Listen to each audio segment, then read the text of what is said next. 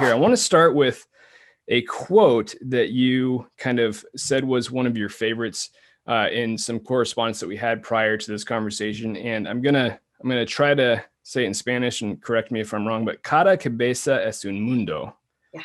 Now, can you translate that for us and maybe explain a little bit about why it's important to you? Sure. Cada cabeza es un mundo.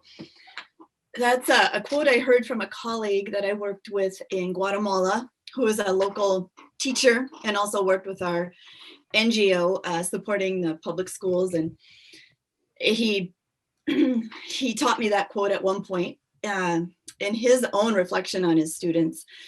And it means every head is a world. And I love thinking about that every head is a world. It's not a empty vessel to be filled by whatever I have. It's not my world.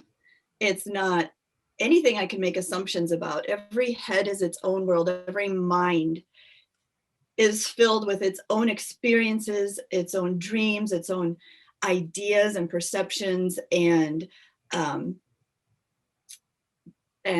likes and dislikes, and the people and places that populate that world are unique to each person's mind.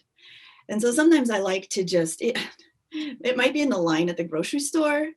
It might be in a crowded, there's no crowded places right now, but if there were a crowded place or a classroom, to just look at the heads, look at the minds, and think that we can judge maybe an outward appearance, or we can judge what we categorize people into colors and socioeconomic groups and ages.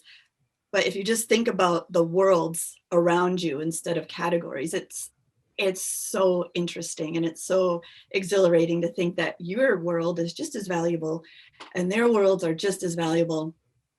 No one's is more of a world than another. So when you think about that in the classroom, that's one of my motivating quotes, is to stop myself sometimes and look out over these little heads, these little minds, and remind myself that cada cabeza es un mundo. This child comes into my room with a whole world.